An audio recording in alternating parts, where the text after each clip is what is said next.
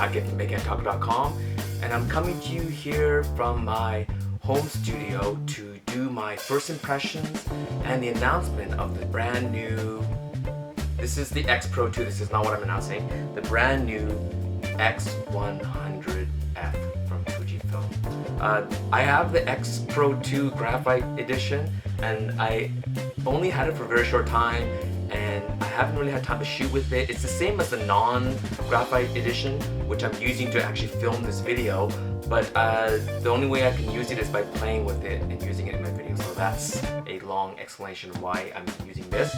But the announcement of the new Fujifilm X100F. Now this is probably one of the most highly anticipated Fujifilm cameras in a long time, and of all the, this was the very first, the X100 was the very first X series camera that Fujifilm announced back in, I should look this up, in 2010. So even before the X-Pro2, the original X100 was announced, and every version after that has been quite popular. So the X100S was very popular, S meaning second edition, and then the X100T, I think that one, it came together, everything was mature, the ecosystem mature, the firmware, the processor was quite mature, and I have it right here, and it's very popular. A lot of people got turned on to this camera here, and since then, so it was announced in September of 2014 or so. So by the time this camera is in most people's hands, it'll be coming up to almost 2 years, almost 3 years, just under 3 years. So it'll be 3 years in September of this year, of 2017. But it feels like it's been a long time. So there's been a lot of rumors for the past 6 months to a year, but people want to know, like, what's the difference between these two? But looking at these two, both these cameras look identical, but there are some, especially internally, there are some huge differences. So let's dig into this review, and let's talk about what's changed and what hasn't. So first things first, you notice that the X100T has a grip on it. Now, of course, as you know, I love to play around with like different accessories and Frankenstein cameras. This grip will not fit onto the X100F. So there is a very slight, in terms of the body, like looking at it and with your eyes closed, it's very hard to tell the difference between the two, but there is a difference, and so there's going to have to be, and there is, a brand new control grip that is coming.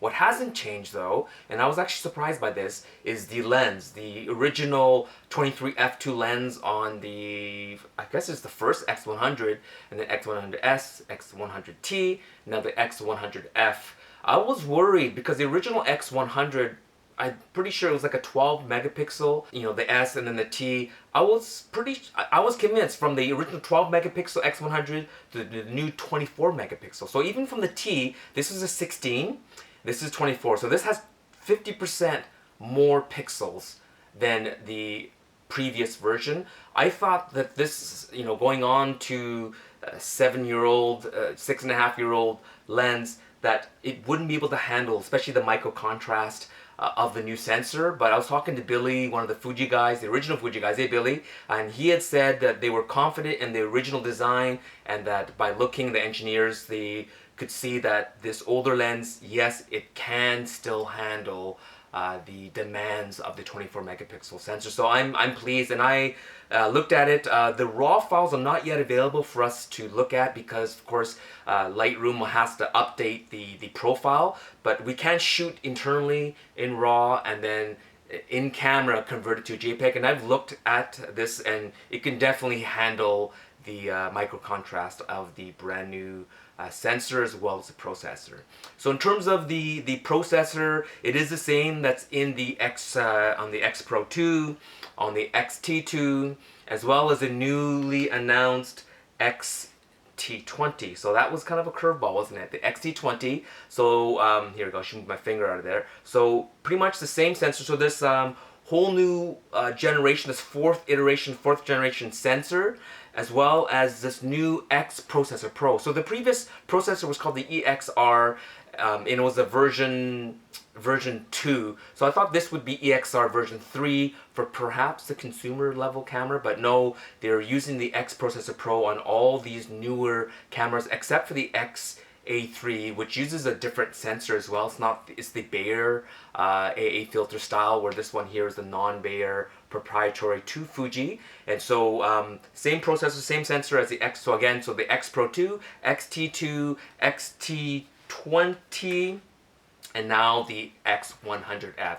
So pretty much you're going to expect the same image quality. It has the same JPEG profiles. It comes down to what Fuji decides to include and to not include, as well as the limits of what features that this camera has. So as I mentioned previously, the XT20 has a touch screen. Well, this obviously will have to have a touch screen menu control system. This one doesn't have articulating screen. This does not have 4K video, which is kind of the XT20 does. This does not, and that makes sense because really I think that these two are sibling cameras. There's no articulating screen on the X100F, which many thought that Fujifilm would do, but I was pretty sure they wouldn't. The articulating screen is reserved for the XT series, so the XT2 has it, the XT20 has it, and the previous XT1 and the XT10 had it. So these ones will not have the articulating screen.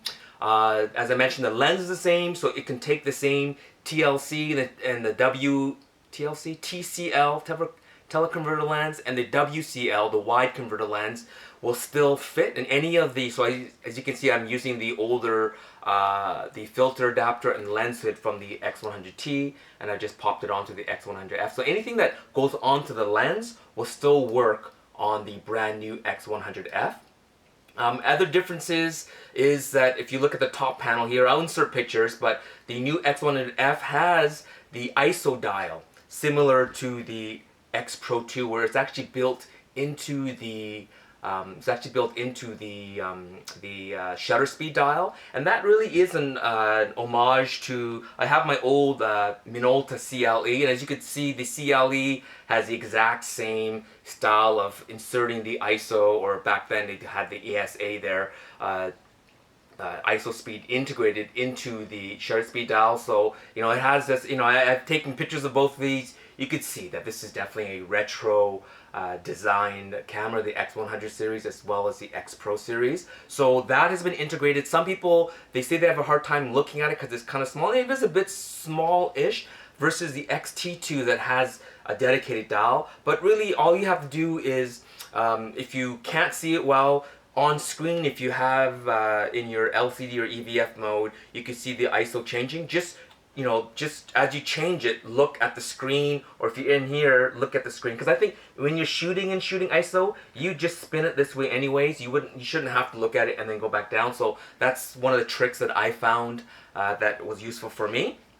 So for me, that's great. So now with the camera turned off, you can let's just say you are, many of us film photographers, we are very aware of our shutter speed, aperture, and ISO, how they all work in unison. Some people, with digital, just put on auto ISO, so they're not aware. Like if they say f2 at 1/250th of a second, if you're always using auto ISO, you look outside, you have no idea. But us film shooters, we look outside and like, that is at ISO 100 f2 at 1/500th of a second. So those of us that are very aware of our exposure in relationship to our ISO, shutter speed, and aperture, it's great with the camera turned off that you can have it at f4, have it set at 1/500th of a second, and know that you're at ISO 400, and you know right away that with the camera off, you know you have the right exposure. So when you turn it on, bang, you can shoot and not worry that your exposure will be off.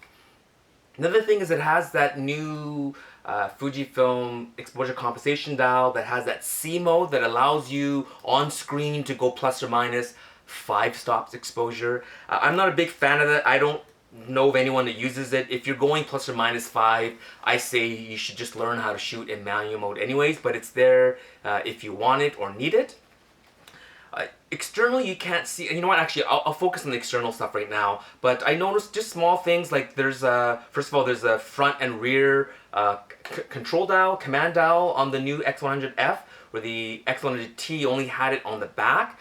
And as well, the X100T, it's black. You know, that dial is black. This one here is chrome, metallic silver on the silver version, and I find it just a little bit harder to spin. find this one a little bit looser and easier to spin. So sometimes I find that I press a bit too hard as I spin it and I'm activating the actual push button feature. But you do have both front and rear. The back I think is automatically set to auto zoom, which is great. That's what I would use it for. And the front, you can set it to pretty much whatever you want. As well, unlike the old one, there was no button here, so it does behave the same where you go to the right to go EVF, go to the left to go OVF, and then go left, toggle to the right to go EVF, OVF, and then to the left to have that miniature EVF. This also has an extra button on the front here, and you can set to a list of different things. And if you want to change what this button here does on the fly, you just hold it down for 3-4 seconds, and then on screen it'll show you, or in the EVF will show you what the various features that you can access using that quick function button. So that's actually really good. I like that. That's I think as a X100 users, we tend to use this a lot, and to have that extra button here, instead of having to feel for like another button below, it's nicer that it's right there. Naturally, your finger lands. I've even said that the positioning of the X100's toggle here makes more sense than where the X-Pro2 is. X-Pro2 is a little bit harder to reach. Like, here's your finger on the shutter button, and then you can't use that same finger, at least I can't, to access that. You have to use that third finger here. This one, you can go from shutter button to this pretty easy, although you can use this at the same time, but I find the distance between the shutter and the toggle much easier. So that is the advantage of, even though this is more compact than the X100, the X-Pro2, there's more real estate here as well as on the X-T2, but this close proximity is a great thing. A funny thing happened when Fujifilm sent me out the X100F. The X100F, when they sent this out to me, they forgot to include a battery, and I was just like, oh man, there's no battery. And I tried to put the old battery from the X100T and it didn't fit. I'm like, oh, there's a brand new battery. And I realized that the battery on the new is the same battery that's in the other ILC, the full interchangeable lens body Fujifilm camera. So this is NPW126S, but the same battery that's been in the X-Pro1, the XE2, XT1, XT10, XT20, X-Pro2, it's the same battery. So a lot of photographers use this as a backup to their X-Pro2s or XT1s or whatever, but you always have to carry 2 different batteries, 2 different chargers. Well, now you don't have to. It's the same battery. And so one of the complaints about the battery life on the X100 series, that complaint is now gone. It has the larger battery on the ILC cameras, and this is the first non-ILC Fujifilm camera that is now using the bigger battery. So props to Fujifilm for that. But because it has a larger battery, I mean, it's really tight in here. If you look at where, and I think that's probably where that slightly bigger, because it's pretty tight in here too in the X100T. It's pretty tight in here. I was hoping that they would put a dual card slot on the side of the X100F like the X-Pro2 and the X-T2, but according to Fujifilm, they said it was either or. It's either a larger battery and 1 slot, or double slot and just the older battery. So I think actually the larger battery is better, but hopefully on the next version of the X100F, what are they going to do? So F stands for 4th, well the 5th is also an F. So my guess, I'm going to predict it's going to be called the X100V, as in Roman numeral 5. So we're already talking about, it's like when the iPhones come out and people already start talking about like the next one. So my guess is X100V or 5 is going to be the next version. And then with the 6th, they can't use the S, right? Because the S has been used. So I'm going to go 2 more generations, X100V1, again using Roman numeral. So that's my guess. So so bigger battery, that's great. Hence the larger bottom plate, thus needing a new grip. I wonder if the leather half case will work though. Those of you that have it, you should check that out, if that'll work or not. In terms of the connections, it looks identical. It has the USB, HDMI, and the smaller 2.5mm remote, as well as the microphone, external microphone. This does have that newer, improved on the X-T2 as well as on the X-T20 that when you're in video mode, so let's just do this here, let's just confirm, because I did check it, once you're in video mode, in drive mode, instead of using that silly little video button, you just use this shutter button to start and stop. And that, to me, makes way more sense than having a dedicated, so that's what you do, the shutter button, if you're in drive mode. To start and stop video, especially like right now I'm using the X-Pro2 to start and stop the video. I'm using that custom function button. It'd be much nicer to be able to use the main shutter button to do so. So that's another great new feature of the another new great feature of the new X100F. Let's just see here the shutter. Now that's one of the things I want to talk about, because this is the leaf shutter camera, meaning the shutter is built into the lens. And we look at this lens and we think, wow, this is a pancake. Actually, it's not.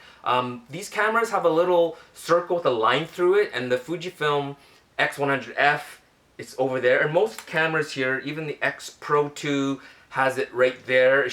Basically it's telling you where the plane of the sensor is, how deep it is into the body. So that's where it is. It's almost in the middle of the body here. But on the X100, you could see that it is like 3/4 of the way through the body and near the back, because the other half of the lens, well, maybe not half, but a lot of the lens is actually built into the body. And so it's very close to the sensor.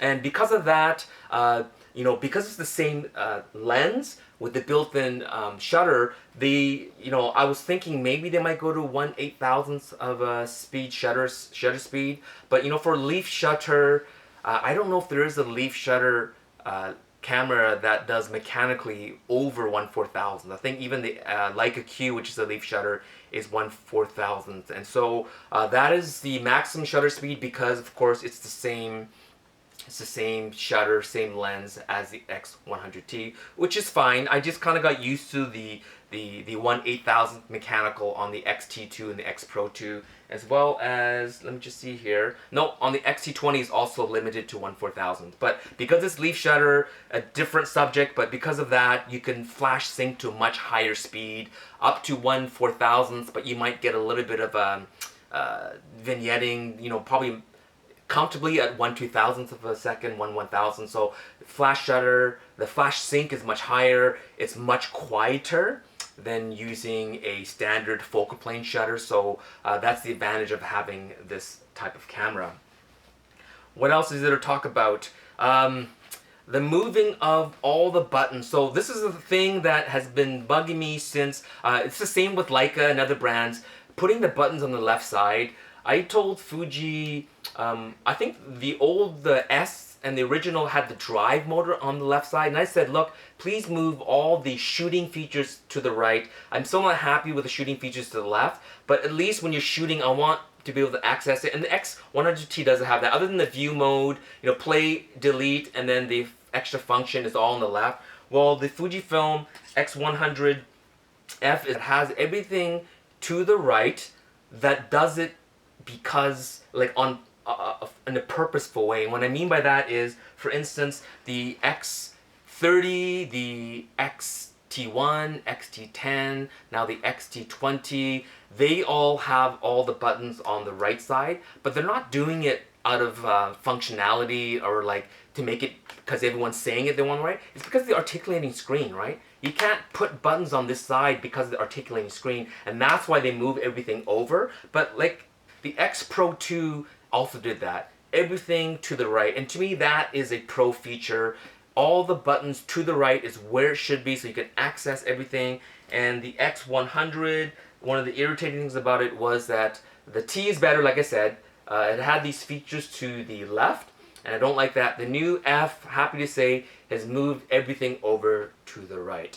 And one of the nicest additions to this is the 4-way joystick that the X-T2 and the X-Pro2 has. So really, it's super fast to be able to change your focus points. This has pretty much the same focus features as the X-T2, X-Pro2, and the X-T20, with certain features kind of limited or removed. For instance, one of them being, let's just go in here, the X-Pro2 and the X-T20 has a really fancy continuous focus mode, because those cameras have a more of a DSLR form factor. You're going to put longer lenses, you're going to probably be doing sports or things with lots of motion, nature photography with animals. This doesn't have that those features, although there's nothing that stops Fujifilm from putting it in here, but I don't think that's a big feature for this. But it has all the main, let me see here, I should have checked it out. You can choose from between 91 point within the 7x13 grid, or you can go to the 325 points, which has 13x25. So it allows you to when you're using this 4-way controller, you can also limit it, right? You can go wide, you can go area, but you have way more options. I would now use it because it's there and ready to use. So that's a great additional feature. As you can see here, the old X100T, this natural position that should have been an autofocus lock or auto exposure lock button was a drive button, which didn't make a lot of sense to me. The AEL, AFL button was in a more awkward spot on the X100T. X100F now puts it in a natural spot, which is where your thumb lands. I still wish it was a little bit bigger, but that is the proper spot for us. As you're shooting, your thumb, if you're doing back focus, which I've talked about in a much older video when I was in Hong Kong with the X100T, back focusing is the best way I feel to shoot with cameras like this, because once you set a focus distance and you let go, it just stays there. It doesn't have to refocus. So if you're shooting at something at a consistent distance, all you have to do is pre-focus, back focus, it stays there, and you just keep on shooting. There's no shutter light, because the shutter is no longer trying to refocus every time you're half pressing. So that is a good thing that it is put over there. So a lot of the Fuji X photographers had the X100F for a while. So a lot of my X photographer colleagues from around the world, they've been shooting with it. They probably have tons of pictures. I don't, because mine came in just last Friday, but I do have probably a production model, because I had a full manual, and it doesn't say, I'm looking for any kind of a serial. It's funny, the bottom is like super flush. It's usually where the serial number should be. So maybe this is still like a pre-production before full production, but it feels production. I just recently upgraded the firmware to version, let me just see here, let's just turn it on. So to check your firmware version, all you gotta do is press on all the Fujifilms, press display, and then turn the power on, and it tells you. So I have version 1.0. So when you have a pre-production version, the numbers are different, and when it's ready for production, it goes to 1.0. So 1.00. So I just yesterday upgraded it. So this is the production ready firmware, which is great. And as I was mentioning, the X photographers had the camera for a while. I've only recently got it, so I'm still trying to get pictures with it, trying to shoot with it. My first impressions is it feels exactly like shooting with the X100T, although I got really used to the grip. Even with the grip, I still put my pinky on the bottom, so this one here without the grip, it feels slippery compared to the X-T2 and the X-Pro2. But in terms of shooting style, speed, it really, even the sound of the lens, there's a funny, not funny, there's just a unique buzzing sound that you get out of the X100F and the X100T. It has that sound of that lens. It sounds exactly the same. And so it didn't feel any different until I got home. I did in-camera RAW to JPEG processing, popped it onto my computer screen, and then looked, and it's like, wow, the new X processor, the X-Trans 3 CMOS sensor with the new X Processor Pro. Fantastic. The images look beautiful. This will become yet again another cult camera for Fujifilm, replacing the X100T. The T is great. You'll probably see tons of these now showing up on the used market. So for those of you that wanted this camera price to come down to below 1,000 US used, we'll now start seeing these coming in at a lower price. But still, this is a highly sought after camera, and now this is the camera to get, and you will not see too many of these on the used market. So let's do a final conclusion of this camera, and let's finish this video off. My first impression of the Fujifilm X100F is that it has stayed true to the X100 line. The things that needed to be changed has been changed, mostly internal. Externally, button placement and things like that, they've definitely improved upon. The upgrade using the larger battery on the larger ILC cameras on the X100 the X series cameras is a big deal for those that want to shoot with longer hours. I mean, a lot of guys with X100s had 2 to 3 backup batteries, and now if you have X-Pro2 or XT2, you can just share the same batteries, use the same charger, so that is a bonus. Like any, like the Leica M camera, you can't make huge leaps and bounds. There are people that wanted the X100F to be to have an articulating screen, and they wanted to have 4K video. There's all these things that they were looking for. Fujifilm knows exactly who are buying this camera.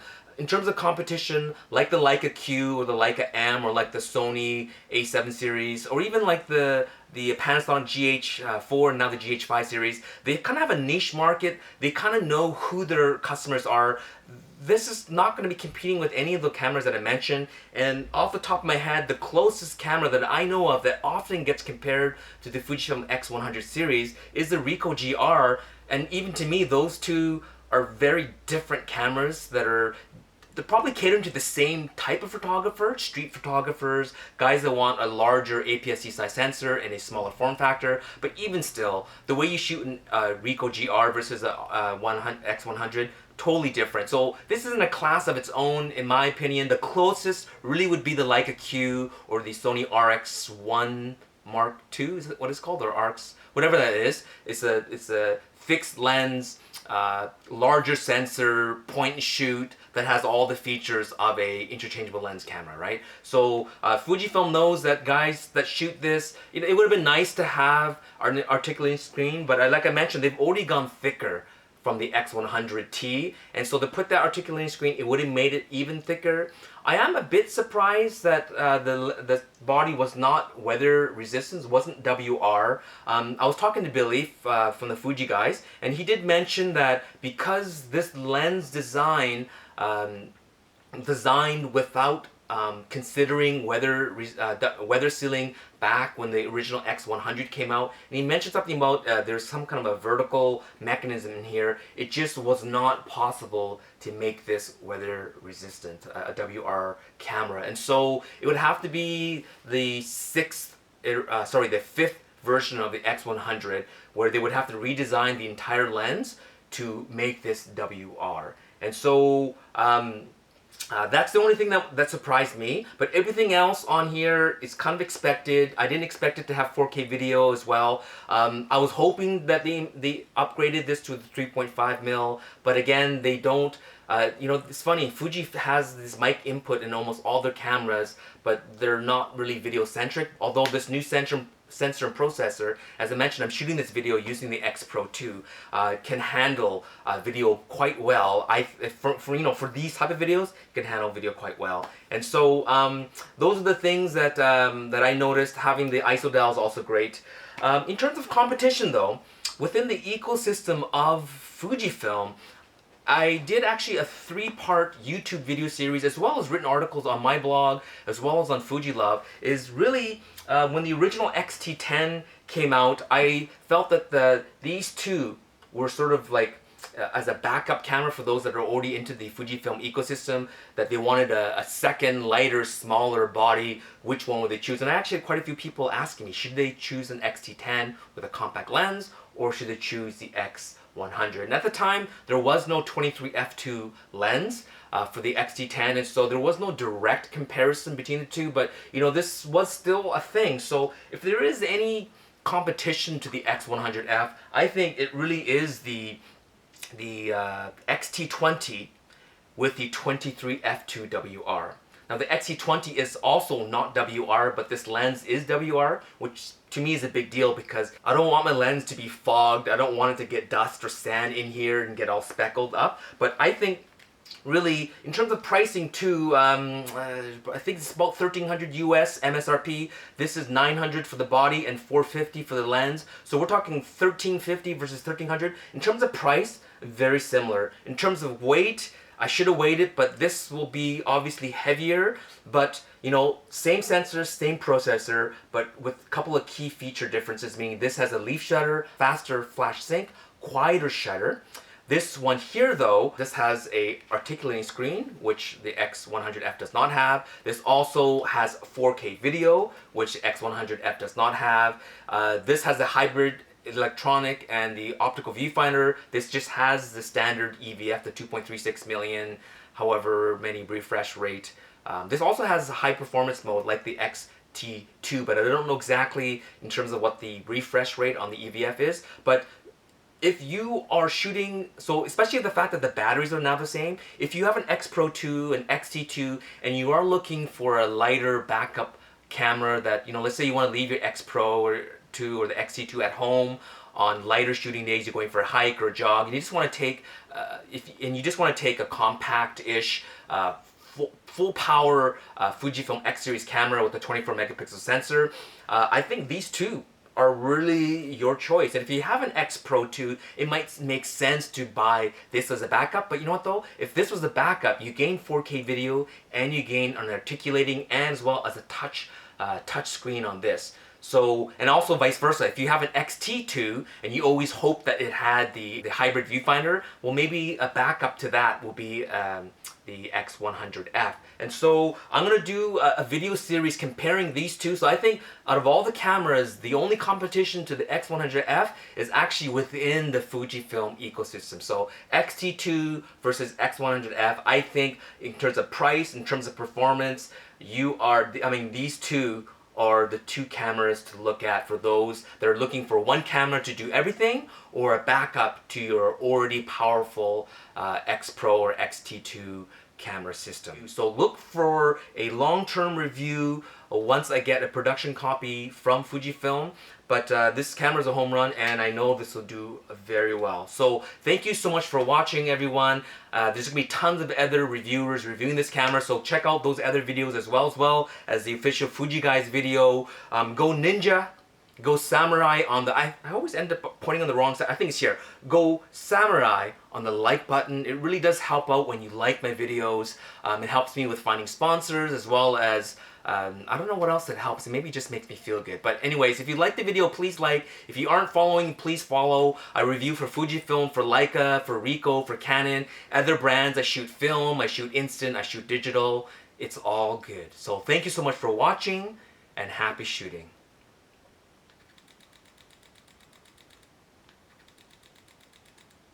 See how quiet that is? I think I'm gonna go switch over to this. It's too quiet. For good reason.